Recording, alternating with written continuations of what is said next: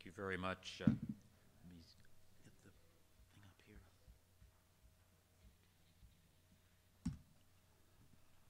Okay, let me ask, actually, I guess we need the slideshow.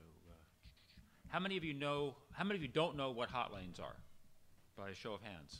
I need to explain the basics. This is intended to be a bit of an advanced course in 15 minutes. Hot lanes are high occupancy toll lanes. Instead of carpool lanes, HOV lanes, these are lanes that allow you in either if you carpool or if you're willing to pay a toll to get a faster and more reliable trip. And so, well, I don't know why we don't have, I guess you can see that. We'll just go with that. So first of all, hot lanes is something that started in California in the early 1990s, and you can see now on the slide the geographical scope of where hot lanes are in operation, and about half of those symbols are ones that are actually in operation, or they're in the plans, the transportation plans, or they're at least under study. So this is something that has been moving pretty rapidly, particularly this decade. And I was in Washington, D.C. Yesterday, where on the Beltway outside of Washington, D.C., 2 hot lanes in each direction are under construction. I was neat flying in. I could see the construction underway. And 2 days before that, I was in Seattle advising on a project Washington State DOT is planning to add $1.5 billion worth of hot lanes to Interstate 405 up through the east side of that metro area where Microsoft has its headquarters and where all the real growth has been occurring. So there's a lot of issues that come up. I know, and I helped work with Georgia DOT on the plan for a whole network of hot lanes here in Metro Atlanta as a very important improvement to the freeway system. But this whole set of issues come up. And as you move forward toward implementing hot lanes and the network here, you will have, I'm sure, arguments and discussions about these issues. So you ought to be prepared. And the same issues come up every single place. And this is basically the list of them. I'll try to go through them all quickly for you. Number one is always guaranteed Lexus lanes. People have the idea because that you're charging for a better service that only rich people will use them, and this is somehow unfair to everybody else. There's a lot of answers to this. First of all, we actually, it's not just a theory. We have operating hot lanes in about 8 states now.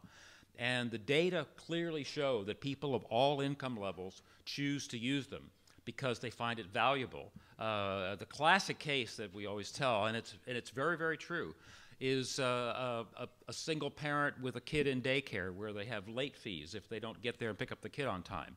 And the late fees can be very steep, and they go up minute by minute.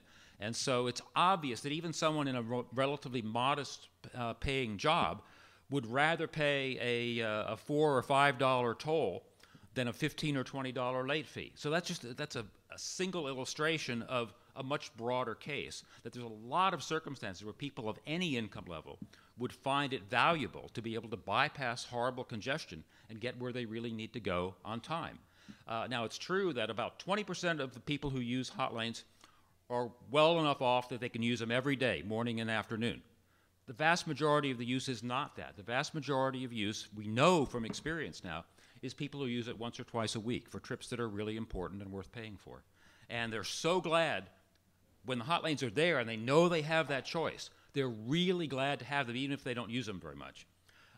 So we have the data on usage. I mean, and this is a win-win. In most cases, where you either convert an HOV lane or you add new pavement and add capacity in that way. And either way, it's a win-win because the traffic that moves out of the regular lanes into the hot lane frees up space and makes the congestion a bit less bad in the regular lanes.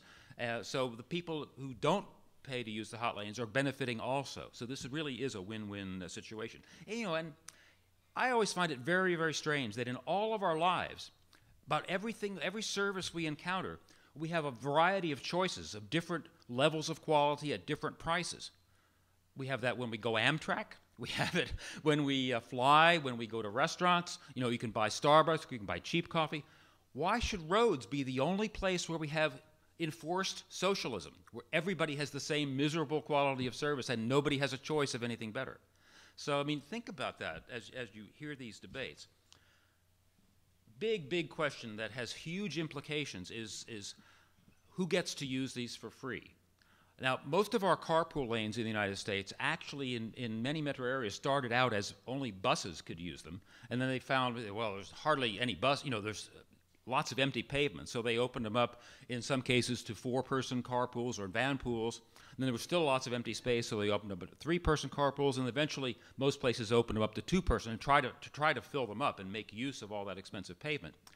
Well, it turns out, though, that if you want to actually make a viable hot lane, number one, you need to have most of the people paying so that you can use the different price to make sure that you guarantee that you don't get the lane jammed up. You can sustain uncongested travel as the metro area grows and as travel demand increases.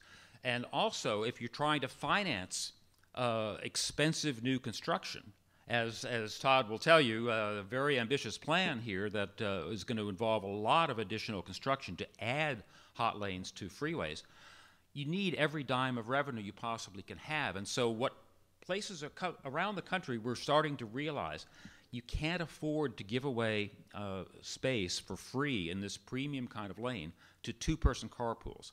We now have data that we didn't have 10 years ago. The vast majority, 70 or 80% of the people in 2-person carpools are fam pools.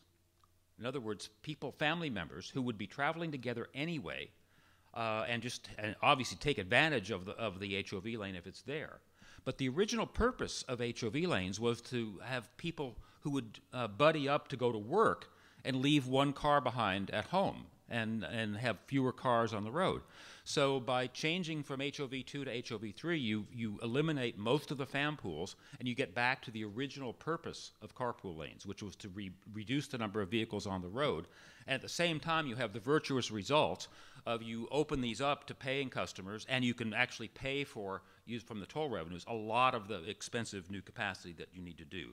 And so that's what we're increasingly finding around the country, is that there's a shift underway from HOV2 to HOV3 in order to make the hot lane policy really feasible. Now, you'll hear the argument, oh, well, we've already paid for these lanes, and this is only the case where you're converting an existing HOV lane. If you're building new lanes, nobody's paid for them already, and so that argument doesn't really apply. But if you're converting, my answer to the argument in the case of converting an HOV lane is that, well, most HOV lanes in America are not working for one of 2 reasons. Either they don't attract enough traffic to fill the lane, and it's just as expensive to build a lane if it's half empty all the time as it is if it were full, and so that's a waste of valuable space. Or in some cases, these lanes get so crowded, so jammed up, that they no longer offer reliable time savings, which was the original premise. So either way, the HOV lane policy that we started out with in this country is largely a failure. And so the idea of turning them into hot lanes is a way of getting a lot more real value out of that expensive lane capacity to make them work on a long-term basis, make them work for more people on a sustainable long-term basis. So I think this is a very important thing to think through and realize that what we've tried to do with 2-person carpool lanes has just not worked and is not going to be workable long-term. Now, next question, and this has come up already here in Atlanta, a number of lanes.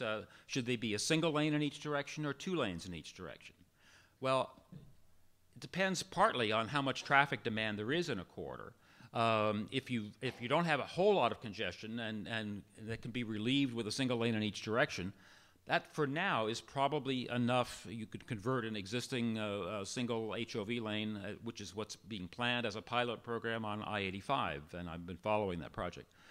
But there is the problem of in a single lane facility where you can't get in and out, a slow-moving vehicle holds everybody else up, and that cuts into the benefits that you're supposed to be getting. If you're paying a toll to have reliable, fast travel, you don't want to be held up by a slowpoke who's poking along at 45 miles per hour for whatever personal reason. So that obviously I helped with the project to convert the single HOV lane in each direction on I-95 to a hot lane facility. We got the feds to agree to allow us to narrow the regular lanes from 12 feet to 11 feet, and also to narrow the breakdown lanes on either side, and squeeze in a net addition of 1 lane. So we now have, instead of 4 lanes of four regular lanes and 1 HOV lane, we now have 4 regular lanes and 2 hot lanes. And that is a huge, unbelievably positive success. All the skeptics in the newspapers who thought, oh, this was going to be a terrible idea, they see it working and say, wow, where can we do more of this? And it really, really is working well. So that's one solution, is the lane narrowing if your lanes are not narrowed already. Another is more expensive, is to build elevated lanes, like Tampa did a couple years ago, and those are working very well. Or depressed in a huge $2 billion project in Dallas on I-35 is excavating down in the middle of the LBJ freeway, putting reversible hot lanes down at the slightly lower level, and then cantilevering the main lanes over the edges, because it was just politically impossible to widen that particular freeway. And that's working. I mean, it's a big, expensive project, but that's a way, there's some clever engineering things that are now being done around the country to do that. Setting the toll rates. Now, hot lanes is the kind of thing that Milton Friedman, if he had thought about the problem, would have come up with, because the whole point of it is that market pricing is used to decide what the toll should be. It's not like a regular toll road. It's a market-driven price based on keeping the traffic flowing at a high rate of flow, but also a high and steady rate of speed. You basically, on the hot lanes that I'm familiar with around the country, you can pretty much be guaranteed to go the speed limit at rush hour, regardless of how congested the freeway is. And that people are really willing to pay for that. But for that to work, the price has to be free to go up and down as necessary based on the level of demand in a particular time period. And elected officials often have trouble with that. When the first hearings were held about 5 years ago before the MPO in Miami, I was there to speak on behalf of doing this hot lane conversion. The elected officials were, well, how do we, they said, set the tolls? Well, no, folks, it isn't exactly going to work that way. You are not going to set the tolls. You're going to approve a toll setting mechanism that allows a market price to set the tolls. And this took a few years before they could get their arms around that and realize that they weren't going to be in direct control of it. But the only way it's going to work is if that is the way it's done. On the 91 express lanes in California, which was the very first hot lane in the country, which I worked on, they now have an algorithm, basically, that measures the traffic flow for every, I think it's half-hour period, 24/7. And if for 3 months they start to have the traffic flow being slightly less than the desired level of service C, and highway engineers talk, then automatically for the next 3 months, the toll rate for that half-hour time slot goes up by 50 cents. And it's completely on automatic pilot. The elected officials, the Orange County Transportation Authority does not have to do anything. They just oversee the process. They make an announcement. For this particular time slot on Thursday afternoon, the rate is going to go up 50 cents starting the first of the month, because that's what the algorithm tells us to do. And it has kept the traffic. And by the way, during the recession, when traffic got less on Route 91, the rates went down in a number of time slots. They were as high as on Thursday and Friday afternoons for a couple of hours, they were as high as about 95 cents per mile. And those are now down to about 70 cents per mile, thanks to the recession and the housing bubble collapse. Safety. You really, in most cases, people are putting some kind of separation in between the hot lane and the regular lanes, in part because you have a big speed difference. If you have a very congested freeway and you're letting the express lane go, the hot lane go at 65 miles per hour, and the average speed in the regular lanes is 25 or 30, if people are darting back and forth, that can be a safety problem. So in most cases, we're putting some kind of demarcation that says you can't cross except at authorized places that have signs and so forth. And in several of the cases, warm climates where there's not a lot of snow problem, plastic pylons, which is what we're using in Miami and in California, seem to be the mechanism of choice. Cars can drive right over them, but it creates a psychological barrier that's almost as good as a concrete barrier. People get used to it pretty quickly, and they don't drive across them. You also have potential of accidents at the places where people are, if you don't design them merging in and out properly. And so some of the bigger projects with private financing are doing what we call direct access ramps. And I think I've got a picture, well, I have a picture a little bit later showing you that, where you don't merge in and out of the regular lanes. You have a direct ramp down, up and down. Revenue risk. This is a big problem. There's a lot of revenue potential from hot lanes, and that can be bonded against. And we have successful examples, 3 or 4 mega projects, $1 to $2 billion scale projects with hot lanes have been financed during the credit crunch of the last 2 years. But there's a lot more uncertainty in hot lane revenues than in regular toll road revenues, because it's still a new thing to the transportation community and the finance community. And so the question is, who's going to bear that risk? Is the state going to take that on, or is a private investor group going to take that on? 3 of the 4 big hot lane projects that have been financed the last 2 years, the private sector under a PPP is taking the traffic and revenue risk. In other words, if it turns out 5 years into it that the revenue is a lot less than they forecast, that's their problem, not the taxpayer's problem. One project, 595 in Florida, in Fort Lauderdale, they adopted a model where the state of Florida is taking the traffic and revenue risk. There's tolls going to be charged for the express lanes, but the tolls will be paid to the state, and the state in turn is going to pay the company that has a 35-year concession to do the project an annual availability payment, which they hope most of the money will come from the toll revenues, but if they're short, then the state, out of its transportation budget, will pay the difference. And that way, that made it easier to finance during a recession, but the trade-off is that the state is on the hook if the revenues from the tolls are nowhere near as what they projected. Greenhouse gas impact is something that is important, more important in some places than others, but it's becoming a policy question. The good news is that basically, if you look, I don't have a graph here, but if you look at CO2 output is directly proportional to fuel consumption. And fuel consumption is very high during stop-and-go traffic because cars operate inefficiently. Fuel consumption is also pretty high once you get above 60 miles per hour. It's like a bowl-shaped curve. Low speeds, it's very high. You get into between about 20 and 50 miles per hour, it's almost flat. And then it grows steep again after you get above 60, 65. So with pricing, you have the ability to fine-tune the speed and flow to keep it in essentially the sweet spot from a CO2 emission standpoint and from a fuel consumption standpoint. You can, if you want, you can have it run at 45 or 50 or 55 miles per hour and still give people reliable time savings. So greenhouse gas impact should not be an obstacle to doing hot lanes. Okay, now this is an example. This came out of the San Francisco Bay Area. They are planning a whole network, and they actually ran a model, and they showed reductions in all of the standard emissions, ROG, nitrogen oxides, particles, and CO2. They're projecting a 7% less CO2 emissions by 2030 from a network of hot lanes compared to the same network run as HOV lanes. So very important to be aware. The studies are starting to come out on this. Now, networks of hot lanes are the next chapter in this evolution, and I was here last December when the Transportation Board voted to go forward with the hot lane plan for Atlanta, and you can see Atlanta joins Dallas, Houston, San Diego, San Francisco, and Seattle, where the long-range transportation plans now includes a hot network. We're working on it in Los Angeles, Miami, and Washington, D.C., and those will be probably, all 3 of them will probably do this within the next year or two, officially decide to go that route. And that's a little map of the Bay Area system. I'm sure you've probably all seen the Atlanta system map already. There are 2 different types of managed lanes, or hot lanes, though.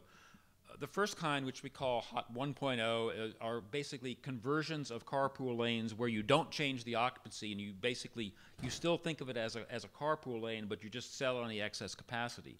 But the more second generation version is basically an express toll. The purpose of it is to sell time savings to willing customers, and incidentally to allow certain types of high occupancy vehicles to get a break, either a discount or a free passage. And you can see for the second generation kind, you really have to, as I said earlier, you have to have at least a minimum of 3 people in order that you're not giving away most of your capacity for free and not generating much revenue. And you can see there's the majority of the hot lanes in existence today are the first generation kind that are conversions of existing carpool lanes.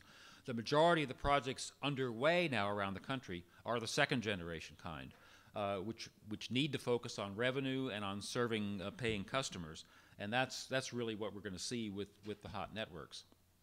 And you can see there's a huge difference in revenue between the first generation kind of projects. They barely cover their operating and maintenance costs, whereas the second generation projects are paying for at least a large fraction of the cost of actually building these things. And that is hugely important. And so, we need to do the second generation model for networks because of the need to pay for new capacity, the need to manage the traffic using the price. And you can't manage the traffic if you're not, if most of your people are not paying, you can't use the price to manage how many of them there are. And also the enforcement consideration. It's much easier to enforce if you're basically everybody almost everybody's paying for tolls. New capacities, we need to add lanes for freeways that don't have HOV lanes. We need to add flyover connectors to go from one freeway to the next. And in many cases, we'll need direct access ramps. And here's a picture of direct access ramps that are being built in San Diego for their hot lane system. Over on the right, you can see a transit center with a BRT station. Both cars and the BRT buses use those direct flyover ramps to come down into the hot lanes that are in the middle of the freeway. And that's really the way to go if you can afford it, because that makes it really flexible to serve buses in a very convenient way as well as cars. And there's this huge, powerful synergy between hot lanes and bus rapid transit. You basically create the equivalent of an exclusive busway as far as the buses are concerned, because you manage the traffic of non-buses to a number that doesn't interfere at all with the buses being able to go fast and reliably and keep a schedule for fast express service that they can't offer now because the HOV lanes are too unreliable and the regular lanes are very congested. And so this is the coming thing now. All the places that are planning networks are planning these integrally with the transit agencies to do BRT service, region-wide express bus service. And this is an example that comes from Tampa, where they actually crunch some numbers about if there's enough bus demand. And of course, how much bus demand is a big question. But if there's enough bus demand, you'll try to go through the numbers here, but it'll be in the slides when you get a chance to look at them in more detail. You can get several lanes equivalent of person movements per hour with a combination of buses and individual vehicles in these priced lanes. It's a very, very powerful tool. And if you compare a network of hot lanes or express lanes with a light rail or heavy rail system, it's way more cost effective to do. We looked at, say, a hypothetical system that's 250 route miles or 500 lane miles, just a single lane in each direction. Using Federal Highway Administration numbers on the cost per lane mile, between $5 and $8 billion to build a 500 lane mile system of hot lanes. The same size system would be 250 route miles of rail using Federal Transit Administration's latest numbers from their New Starts program. The equivalent light rail system would cost $31 billion. The heavy rail system, like MARTA, would cost $38 billion. So, enormous difference in cost. And the hot lane system is going to be largely paid for, majority paid for by the tolls paid willingly by drivers who choose to use them. Whereas all of that money for the rail systems would have to come from either some combination of FTA, would all be tax money. And the fares people would pay would be a drop in the bucket. It wouldn't pay for any of the capital costs of that. So again, very important. So to sum up, what Reason recommends, what my organization recommends, and my personal advice in consulting with state DOTs, to do hot networks properly, you need to go to a super hot policy of at least 3-person minimum for free passage. You integrate it with region-wide BRT service. Registered carpools, we didn't have a chance to talk about, but that's what we've done in Miami, and it's a good idea also.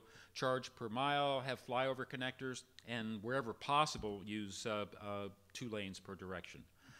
That's a lot to absorb in a few minutes, and I will welcome your questions, and I hope you have a chance to look at the presentations afterwards. Thank you very much.